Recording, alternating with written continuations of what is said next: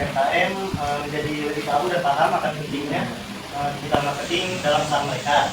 Yang kedua, pelaku UMKM dapat mempraktikkan secara langsung digital marketing dan dengan memanfaatkan jaring sosial. Dan yang ketiga, pelaku UMKM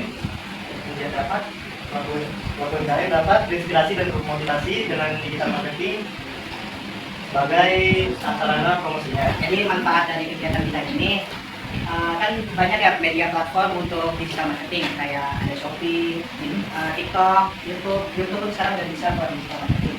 Tapi yang kita ambil cuma satu, Instagram, karena itu yang mungkin sering kita gunakan sebagai anak yang sekarang. Jadi manfaatnya kita itu berharap para pelaku UMKM yang menjadi audiens kita itu dapat memanfaatkan Instagram sebagai media untuk mempromosikan barang-barang yang dia jual.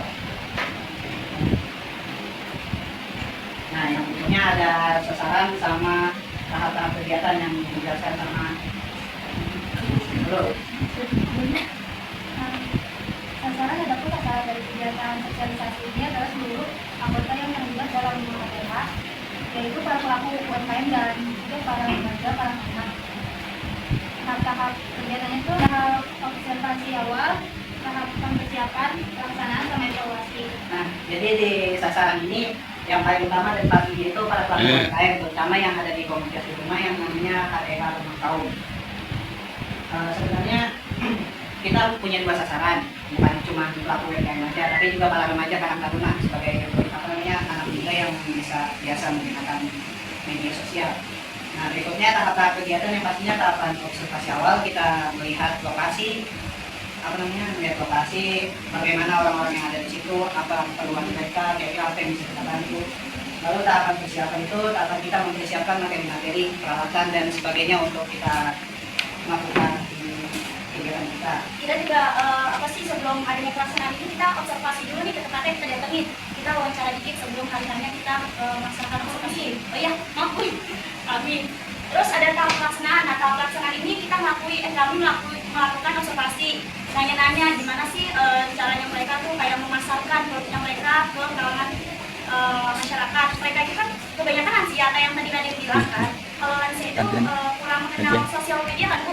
Jadi kita tuh kami ngarahin mereka buat melakukan sosial media untuk berjualan supaya jangkauannya lebih luas. Jadi mereka tuh jangkauan pasarnya tuh lebih ada gitu, lebih dapat, jadi mereka tahu juga. Nah, kalau tahap evaluasi, kita evaluasi hasil dari kegiatan kami, ya kegiatan FKWK. Nah, sebelumnya saya mau nanya nih ke teman-teman, ada yang tahu nggak sih FKWK itu kepanjangan dari apa? Ayo. Mata kuliah umum wajib kurikulum. Ibu masih. Nah, ya itu Mata kuliah wajib kurikulum. Tahap evaluasi ini kan itu mengevaluasi gimana sih cara kami waktu menjelaskan kepada kaum KTH tadi, UMKM, caranya memasarkan produk di sosmed itu kayak gini. Nah, waktu kami menjelaskan ini, kami tuh nyadar kalau kami ada sedikit melakukan kesalahan. Karena kan kalau udah lansia kurang nangkep ya Bu ya, kayak menjelaskan harus berulang-ulang. Ya, kita menjelaskan berulang kali. Terus pas kami buat proposalnya juga, kami evaluasi juga berkali-kali, mulai dari cara penulisannya, terus kayak foto-fotonya, kemudian kayak sosial medianya dan lain-lain. Boleh next? Selanjutnya ada strategi berlanjutan. Pertama, perbedaan konsumen semakin sadar akan isu-isu lingkungan dan sosial, dan mereka lebih memilih produk dan perusahaan yang dulu terhadap keberlanjutan. Yang kedua, regulasi yang ketat. Regulasi pemerintahan yang semakin ketat terkait dengan lingkungan dan keadilan memaksa setiap perusahaan untuk mengubah praktik mereka. Yang ketiga, risiko bisnis. Perubahan iklim, ketidakstabilan masukan tinggi dan masalah sosial dapat mengancam keberlangsungan bisnis. Ini strategi keberlanjutan kami ini keberlanjutan dari kegiatan ini, kami itu berharap para pelaku UMKM itu udah bisa mempromosikan produk mereka di media sosial. Terus juga strategi keberlanjutan ini, kalau nggak salah Ibu Astor juga ya Bu, ada mau strategi lanjut lagi kan Bu ke kaum KTH ya?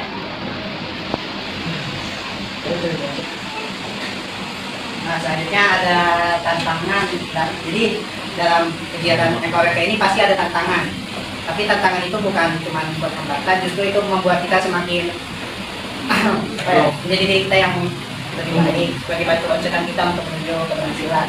Nah, yang ini akan diceritain oleh Cecil.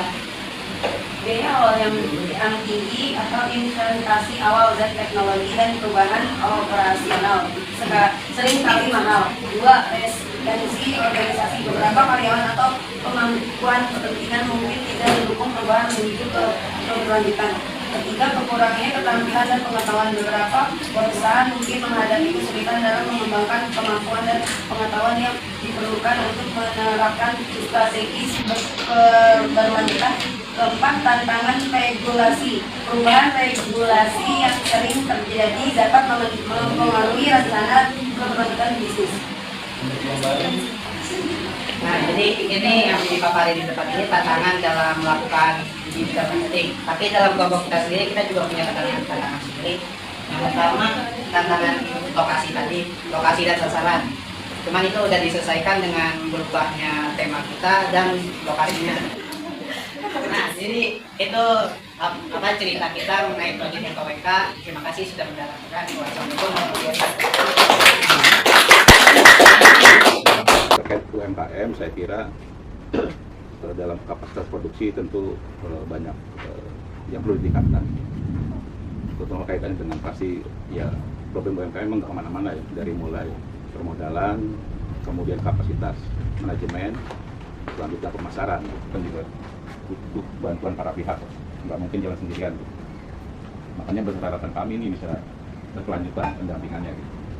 Awalnya itu kita butuh apa ya, assessment ya. Bahkan dari kita belum ada yang bisa deh untuk pemetaannya.